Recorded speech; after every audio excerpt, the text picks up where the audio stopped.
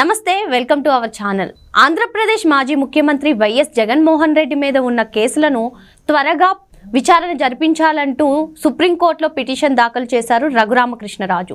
ఈరోజు ఆ పిటిషన్పై విచారించిన సుప్రీంకోర్టు ధర్మాసనం ఈ కేసుకు సంబంధించి వివరాలన్నీ 20 రోజుల్లోనే కోర్టు వద్ద ఉంచాలని ఆదేశించింది. దీనిపై పూర్తిగా చర్చించడానికి మనతో పాటుగా ఉన్నారు senior political analyst KVV Prasad గారు. సార్ నమస్తే. సార్ నమస్తే అమ్మా.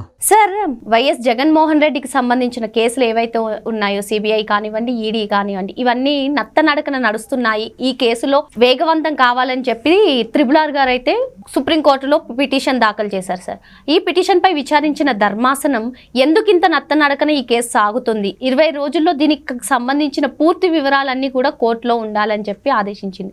దీనిపై మీ విశ్లేషణ ఏంటి సార్? డెఫినెట్గా అమ్మా, మీరు చెప్పిన నత్తనడకనవుతే నేను ఏకీభవించను. నత్తనడకన నడిచినా కూడా ఈ 11 ఏళ్ల విషయంలో నత్తనడకన నడిచినా కూడా ఈ పాటికి ఎప్పుడో కూడా జగన్మోహన్ రెడ్డి గారు శ్రీకృష్ణ జన్మస్థానం మళ్ళీ ఇంకొకసారి కడడాల వెనకాలకి వెళ్లే పరిస్థితి ఉత్పన్నమయ్యేది. అంటే నత్త పూర్తిగా ఒక మూల కూర్చుని పోయింది, నత్త అచేతనంగా మారిపోయింది. అక్కడ నత్త నడక కూడా లేదు. ఎందుకంటే ఈ 11 సంవత్సరాలు బట్టి ఏ విధంగా సిస్టమ్స్ని మేనేజ్ చేశాడు, ఏ విధంగా వ్యవస్థలు మేనేజ్ చేశాడు, ఏ విధంగా వ్యవస్థలో ఉన్న వ్యక్తులు మేనేజ్ చేశాడు. సో లేకపోతే ఏంటమ్మా, ఇంత ఆర్థిక నేరస్తుడు, ఎన్ని వేల కోట్ల రూపాయలు స్కాములు చేసిన వాడు బెయిల్ మీద తిరుగుతూ కేసులేనేమో ఒక ఫేజర్ బాక్స్లో పడిపోయి అట్ల గురించి ఎవరో పట్టించుకుని నాదులు లేడు. ఈవెన్ సిబిఐ అవినాష్ రెడ్డిని అరెస్ట్ చేయడానికి కూడా వచ్చి అచేతనంగా వెనక్కి తిరిగిన చరిత్ర భారతదేశ చరిత్రలో అది ఒక్క మన ఆంధ్రప్రదేశ్లోనే జరిగింది. సో దాన్ని బట్టి చూస్తే ఏ విధంగా ఆ గవర్నమెంట్లో ఉన్న కొన్ని శక్తులు, కొంతమంది వ్యక్తులు ఇతనికి చేదోడు వాదోడుగా ఉన్నారు, ఇతన్ని కాపాడుతూ వచ్చారన్నది ప్రస్ఫుటంగా ప్రతి సామాన్యుడి మధ్యలో మెలిగే సామాన్యమైన ప్రశ్న ఇది. సార్, మీరు అన్నట్టుగానే 3000 పైచిలకు వాయిదాలకు అటెండ్ అవ్వలేదు సార్. అంటే ఒక సామాన్య వ్యక్తికి 1-2 వాయిదాలకి అటెండ్ కాకపోతేనే తీవ్రంగా పరిగణిస్తారు. అలాంటిది 3000కు పైగా ఆయన అటెండ్ అవ్వలేదు. అంటే ఒక సీఎం బాధ్యత వహిస్తే అటెండ్ అవ్వాల్సిన పని లేదా? పోనీలేండి, ఇప్పుడు సీఎం కాదు, ఇప్పుడు కూడా అటెండ్ అవ్వట్లేదు. దీన్ని మనం ఎలా చూడాలి అసలు? సో 100% అమ్మా, నువ్వు చెప్పింది అక్షర సత్యం. ఇప్పుడు పెటీ కేసు అంటారు, చిన్న పెటీ కేసు, చిన్న దొంగదానాలు, ఏదో ఆడి ఒక క్షుద్బాధ తీర్చుకోవడం కోసం ఏదో చిన్న అంటే నేరం ఆ లా అండ్ ఆర్డర్ దృష్టిలో నేరమే. అది చిన్నదా పెద్దదని కాదు, తప్పే కదా. కానీ ఈ జగన్మోహన్ రెడ్డి కేసులతో కానీ, జగన్మోహన్ రెడ్డి దోపిడితో కానీ, జగన్మోహన్ రెడ్డి చేసిన అన్యాయాలు, దుర్మార్గాలు వీటితో పోల్చుకుంటే ఆ ఇన్ఫినిటీ, అంటే అట్లకి అసలు వాల్యూ లేదు, అట్లా పెద్దగా పరిగణలో తీసుకోకలా. అటువంటి చిన్న నేరాలు, మైన్యూట్ నేరాలు చేసిన వ్యక్తి వరుసగా 3 వాయిదాలు కానీ రాకపోతే ఇదే గౌరవ న్యాయమూర్తులు, ఇదే గౌరవ జడ్జెస్, ఇదే గౌరవ న్యాయస్థానాలు ముందు ఎక్కడో సార్ తీసుకొచ్చి లోపలేయండి అని చెప్పి హుకుం జారీ చేస్తారు, ఆర్డర్ ఇస్తారు పోలీసులకి. మరి అటువంటిది మీరు చెప్పినట్టుగా 3000 పైచిలకు వాయిదాలకి రాకుండా ఒక వ్యక్తి ఏ విధంగా బయట ఉండగలుగుతాడమ్మా? నిజంగా దేశంలో న్యాయస్థానాలు ఉన్నాయా, లేకపోతే నిజంగా న్యాయమూర్తులు న్యాయబద్ధంగా నడుచుకుంటున్నారా అనేది కూడా సామాన్యుడికి డౌట్ వచ్చే విధంగా ఈ రోజున ఈ పరిస్థితులన్నీ కూడా కనిపిస్తూ ఉన్నాయి. సో ఏంటంటే ఈ దౌర్భాగ్యం ఏంటంటే, ఈ దేశంలో ఉన్న చట్టాలు ఏంటంటే న్యాయమూర్తులను ప్రశ్నించకూడదు, న్యాయస్థానాలని మనం ఎదురు తిరిగి మాట్లాడుకోకూడదు. కరెక్టే, తప్పలేదు. కానీ మరి ఇంత ప్రస్ఫుటంగా, ఇంత పబ్లిక్గా ఒక వ్యక్తి మరి ఏమీ మేనేజ్ చేయకుండా ఎలా బయట ఉండగలుగుతున్నాడు? అంటే ఎవరిని ప్రలోభ పెట్టకుండా, ఎవరిని లొంగ తీసుకోకుండా, ఎక్కడ సిస్టమ్స్ మేనేజ్ చేయకుండా ఏ విధంగా ఉండగలుగుతున్నాడు? అంటే అతని యొక్క సత్శీలుడని మీరంతా నమ్ముతున్నారా? ఇన్ని ఆరోపణలు ఉండి, అతని మీద ఇన్ని కేసులు ఉండి, ఇన్ని సాక్ష్యాధారాలు ఉండి కూడా మరి అతను ఎందుకు కోర్టు పరిధిలోకి రావట్లేదు, ఎందుకు అతను బెయిల్ రద్దు అవ్వట్లేదు, ఎందుకు అతని మీద ఉన్న కేసులు ఎందుకు త్వరితగతిన విచారణ రావట్లేదు అంటే డెఫినెట్గా ఎక్కడో లోపం అంటూ ఉంది. ఆ లోపం అన్నది ఏంటంటే లోగిట్టు పెరుమాళ్ళకి ఇరుకు అన్నట్టుగా ఆ పైన పరమాత్మకే తెలియాలి. ఎవరైతే వాళ్ళు దీనికి సహకరిస్తున్నారో, ఎవరైతే దీనికి మద్దతుగా నిలబడుతున్నారో వాళ్ళంతా కూడా ఆత్మ పరిశీలన చేసుకోవాల్సిన టైం అయితే ఆసన్నమైంది. రెండోది ఏంటంటే, ఈ రోజున ఏదైతే సుప్రీంకోర్టులో జరిగిందో నిజంగానే ఇది ఒక్క కించెత్తు శుభపరిమాణంగా నేను భావిస్తున్నా. అంటే ఇన్ని రోజులు కూడా దీంట్లో మూమెంట్ లేదు, అసలు ఏమీ లేదు కాబట్టి సో కోర్టు కూడా ఒక పట్టిక ప్రకారం ఒక టేబుల్ వేసి ఇతని మీద ఉన్న కేసులు ఏమేం కేసులు ఉన్నాయి, ఎక్కడెక్కడ ఉన్నాయి, అవి ఏ పొజిషన్లో ఉన్నాయని చెప్పి మాకు ఒక క్రానలాజికల్ ఆర్డర్ ప్రకారం ఇవ్వమని కూడా కోర్టు అడగడం జరిగింది. అదేవిధంగా గతంలో కాకుండా 6 నెలల్లో 3 నెలల్లో 4 నెలల్లో అలా వాయిదా వేయకుండా ఎమ్మటే ఇవాళ జరిగింది, మళ్ళీ 13వ తారీఖుని ఇది అన్నీ కూడా సబ్మిట్ చేయవలసిందిగా కోర్టు కోరడం అనేది సో ఒక విధంగా ఏదో మూమెంట్ వచ్చిందన్నట్టుగానే కనబడుతుంది. రెండోది ఏంటంటే ఈ విషయంలో మనం అభినందించవలసిన వ్యక్తి, ఏకైక వ్యక్తి రఘురామకృష్ణరాజు గారు. అంటే ఒక అల్లూరి సీతారామరాజు మన స్వతంత్రం కోసం పోరాటం చేశాడని చరిత్ర పుటలలో చదువుకున్నాం. అలాగే కృష్ణ గారు తీసిన సినిమా చూసాం మనం. అలాగే RRRలో కూడా మనం సినిమా చూసాం. కానీ నిజంగా ఈ రోజున అటువంటి పోరాటం చేస్తున్న వ్యక్తి ఎవరైనా ఉన్నారంటే ఒక దుర్మార్గుడి మీద, ఒక అవినీతిపరుడి మీద, ప్రపంచంలోనే ఒక అత్యున్నతమైన ఒక ఇంత పెద్దటి యొక్క ఆర్థిక నేరస్తుడు ఎవరు కూడా లేరు. అంత పెద్ద ఆర్థిక నేరస్తుడితోటి ఆయన పోరాటం చేస్తున్నాడంటే నిజంగానే అభినందనీయం. సో ఈ విధంగా కేసులో ఒక మూమెంట్ తీసుకొచ్చారంటే వారి కృషికి, వారి కష్టానికి. ఇప్పుడు నేను తెలియక అడుగుతున్నాను, ఒక్క రఘురామరాజు గారికే ఈ బాధ్యత ఉందా ఈ రాష్ట్రంలో కానీ దేశంలో కానీ? ఒక్క రఘురామరాజు గారు ఏమన్నా ఆయన ఒక్కడే పోరాటం చేయాలా? మిగతా ఎవ్వరికీ పోరాటం లేదా? ఈ విధంగా రాష్ట్రాన్ని సర్వనాశనం చేసి ఆ రోజున ఉమ్మడి రాష్ట్రాన్ని దోసేసుకున్నాడు, తండ్రిని అడ్డం పెట్టుకుని తండ్రి కొడుకులు ఇద్దరు కలిపి. ఈ రోజున మన ఆంధ్ర రాష్ట్రం విడిపోయిన తర్వాత, ప్రత్యేక మన ఆంధ్ర సపరేట్ గవర్నమెంట్ వచ్చిన తర్వాత 2019 2024 వరకు జరిగిన ల్యాండు, శాండు, వైను, మైను అనేక స్కీముల్లో అనేక ఎయిర్పోర్టుగా కాంట్రాక్ట్ కానించి మిగతా వర్క్స్లో కూడా పనులు చేయకుండానే, అలాగే ఎల్సిటీ బోర్డులో చేసిన అన్యాయాలు కానీ, దుర్మార్గాలు కానీ, అలాగే ఈ అదానీ ఒప్పందంలో జరిగిన ఈ లంచగొండితనాలు కానీ, ఈ విధంగా చెప్పుకుంటా పోతే అతను ఇంట్లో పప్స్ తినడానికి ఎన్ని కోట్లు ఖర్చు పెట్టాడు, ఇంటికి ఆ ఫెన్సింగ్ వేసుకున్న దానికి ఎన్ని వందల కోట్లు, ఎన్ని వేల కోట్లు ఖర్చు పెట్టాడు చూసాము. అలాగే ఎన్ని చోట్ల ప్యాలెస్లు కట్టుకున్నాడు, ఇవన్నీ కూడా చూసాం. సో మరి ఇన్ని జరుగుతున్నప్పుడు మిగతా రాజకీయ నాయకులు, సో వైసీపీ పార్టీ అంటే అతని పార్టీ, అతని అనుచరులు, అతని అనుచరగణం, అతని మంత్రివర్గం, లేకపోతే అతని యొక్క సహచరులు, అది వదిలేద్దాం. సో మరి మిగతా వాళ్ళు ఏమయ్యారు?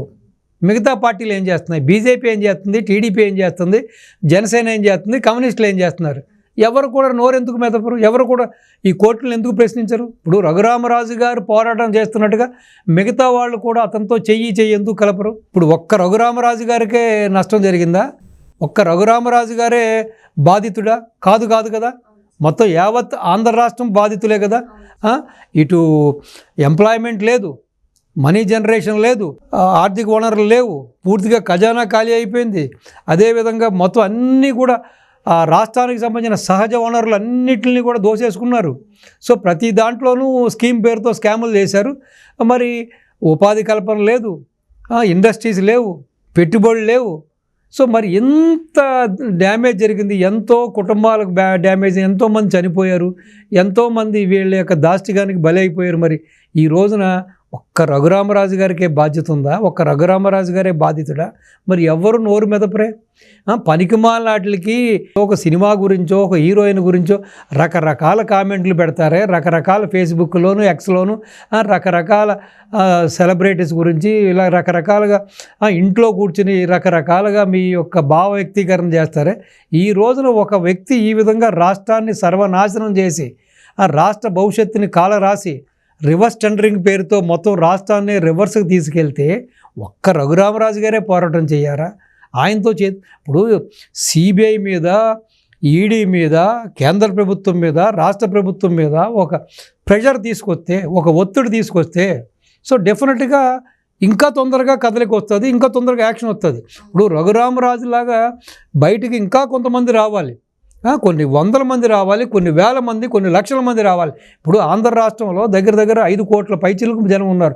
దాంట్లో ఒక 10% బయటకు వచ్చి కేసులు వేసినా కూడా డెఫినెట్గా ఈ కేసులన్నీ ఒక కొలుక్కు వస్తాయి.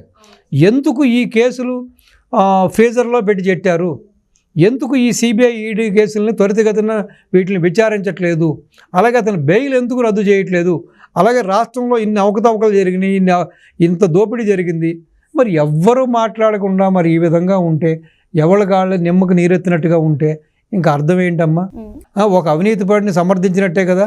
సో కాబట్టి రఘురామరాజు గారి బాటలో మరికొంతమంది కూడా రావాలి. నిజంగా రాష్ట్రం మీద ప్రేమ, నిజంగా రాష్ట్ర ప్రజల మీద ప్రేమ, భావి తరాల మీద, భావి భవిష్యత్తు మీద ప్రేమ ఉండి మన బిడ్డలు బాగోవాలి, మన భావితరాలు బాగోవాలి, మన రాష్ట్ర ఇది మాత్రమే కాదు, రాష్ట్రాన్ని మధ్యాంధ్రప్రదేశ్గా మార్చేశాడు. పూర్తిగా తన నకిలీ సరుకుతోటి ఎంతోమంది 5 లక్షల పైచీలకు ప్రాణాలు కోల్పోయారు. ఎంతోమంది ఇప్పటికి కూడా ఆరోగ్యాలు పాడైపోయి కిడ్నీ సమస్యలతోటి, లివర్ సమస్యలతోటి, హార్ట్ సమస్యతోటి, లంగ్స్ సమస్యతోటి, రకరకాల రుగ్మతలతోటి బాధపడుతూ జీవోత్సవాలుగా బతుకుతున్నారు. అలాగే రాష్ట్రంలో చిన్న నుంచి పెద్ద వరకు ప్రతి వాళ్ళకి గంజాయి అలవాటు అయిపోయింది. స్కూలు పిల్లవాడి దగ్గర నుంచి కాలేజీ వాళ్ళ వరకు. అలాగే మాదక ద్రవ్యాలకు అలవాటు పడిపోయారు. అలాగే క్రైమ్ రేటు పెరిగిపోయింది. వర్క్ కల్చర్ పోయింది. ఇన్ని మరి అరాచకాలకి ఒక కేంద్ర బిందువుగా ఒక వ్యక్తి నిలబడితే, ఒకే ఒక వ్యక్తి ఆయనే మొలతాడు కట్టిన మగాడ, ఇంక మగాడు ఎవడం లేడా రాష్ట్రంలో? సో ఎందుకు రఘురామరాజులాగా బయటకు వచ్చి పోరాటం చేయట్లేదు? భయమా? చంపేస్తాడని భయమా? లేకపోతే కొడతాడని భయమా? తిడతాడని భయమా? సో ఇలా భయాలకు భయపడుతూ బతికితే ఇంక రాష్ట్రం ఏమవుతుంది? రాష్ట్ర భవిష్యత్తు అవుతుంది? ఎన్ని జరుగుతున్నా కూడా ఇప్పటికీ కూడా చంద్రబాబు నాయుడు గారు కానీ, లోకేష్ బాబు గారు కానీ, పవన్ కళ్యాణ్ గారు వీళ్ళందరూ కూడా ఎంతసేపు ఈ రాష్ట్రానికి గాళ్ళు ఎలా పెట్టాలి, ఈ రాష్ట్రానికి పెట్టుబడి ఎలా తీసుకురావాలి, ఈ రాష్ట్రానికి సంస్థలు ఎలా తీసుకురావాలి, రాష్ట్రానికి ఇండస్ట్రీస్ ఎలా తీసుకురావాలి వాళ్ళ కృషి చేస్తుంటే కూడా ప్రతిదానికి కూడా అడ్డుపడుతూ, ప్రతిదాన్ని కూడా నెగిటివ్ ప్రచారం చేస్తూ, ప్రతిదాన్ని కూడా భూతద్దంలో చూపిస్తూ, ప్రకాశం బ్యారేజ్ని ఏ విధంగా అయితే కోల్చాలని చూశాడో ఈ విధంగా ప్రతిదానికి తగుదనమ్మంట ఇన్ని తప్పులు చేస్తూ కూడా బొంకుతూ ఉంటుంటే ఇంకా మీడియా ముందుకు వచ్చి ఈ అధికారులను బెదిరిస్తూ, రాజకీయ నాయకులను బెదిరిస్తూ మళ్ళీ అధికారంలోకి నేను వస్తానని చెప్పి తప్పుడు మాటలు మాట్లాడుతుంటే కూడా ఈ ఆంధ్ర ప్రజానీకానికి, ఈ ఆంధ్ర ప్రజలకి, అలాగే మిగతా పార్టీలకు చెందిన నాయకులకి రోషం లేదా, పౌరుషం లేదా, కోపం రావట్లేదా? అంటే ఏమనాలి వీళ్ళందరినీ? ఒక్క రఘురామరాజేనా రాష్ట్రంలో ఉంది? ఇంక లేడా? ఓపెన్గా అడుగుతున్నాను. మగాడు ఎవడో లేడా ఇంక రాష్ట్రంలో? కాబట్టి ఏదేమైనా ఇది శోచనీయమ్మా. Anyway hats off to Raghuramaraju garu. At least ఆంధ్రాలో ఒక మగాడు ఉన్నాడని ఆయన నిరూపించుకున్నాడు. ఈ విధమైన పోరాటం చేస్తున్నాడు కాబట్టి మున్ముందు ఇంకా మంచి పోరాటం చేసి ఈ దుర్మార్గులందరూ ఎవరైతే ఉన్నారో, ఎవరైతే బాధ్యులు ఉన్నారో, స్వయంగా ఆయనని ఎవరైతే బాధ పెట్టారో, ఆ విజయపాల్ అయినా లేకపోతే పివి సునీల్ కుమార్ అయినా, దాంట్లో ఆ వెనకనున్న సూత్రధారులు, పాత్రధారులు అందరూ కూడా శిక్షించబడాలని చెప్పి, ఆయనకి న్యాయం జరగాలని, అలాగే అట్లీస్ట్ మిగతా వాళ్ళు పూనుకోకపోయినా కూడా ఆయన ఎటువంటి విఘ్నాలు లేకుండా దీన్ని పూర్తిగా ముందుకు తీసుకెళ్ళి ఈ కేసును తాడో పేడో తెలిసే వరకు ఆయన పోరాటం చేయడానికి ఆ భగవంతుడు ఆ నిండు ఆయుష్ని, అలాగే ఆయురారోగ్యాలని ఆయనకి ఆర్థికంగా పరిపుష్టం చేసి, ఎందుకంటే ఇప్పుడు ఆ లెవెల్లో పోరాడుతున్నాడు అంటే అంత పెద్ద పెద్ద లాయర్లను పెట్టి కొన్ని లక్షల కోట్ల రూపాయలు ఖర్చు అవుతూ ఉంటుంది. సో మరి నిజంగా అభినందనీయం. కాబట్టి హ్యాట్స్ ఆఫ్ రఘురామరాజు గారు, మీ పోరాటాన్ని సాగదించండి. ఎవడు సహకరించకపోయినా డెఫినెట్గా నాలాంటి వాడు ఉడతా భక్తిగా మీ వెనకాల ఉంటాడు. నా వల్ల అయినా అట్లీస్ట్ 4 మంచి మాటలైనా మాట్లాడి మీకు ప్రేరణ కలిగించే విధంగా నేను మాట్లాడతానని, అలాగే తొందరలోనే జగన్మోహన్ రెడ్డి కేసులు త్వరితగతిన పూర్తయ్యి శ్రీకృష్ణ జన్మస్థానానికి మరొక్కసారి వారు వెళ్ళాలని, అప్పుడే ఆంధ్ర రాష్ట్రానికి భవిష్యత్తు భావితరాలకి భరోసా ఉంటుందని మీ ద్వారా కోరుకుంటున్నాను. ఏదేమైనా ఈ కేసు ముందు వెళ్ళడం శుభదాయకమని, అలాగే RRR గారితో కలిసి ఇంకొందరు ముందుకెళ్తే ఇంకాస్త ముందుగా ఈ కేసు విచారణ జరుగుతుందని సార్ చెప్తున్నారు. నమస్తే సార్. నమస్తే అమ్మా.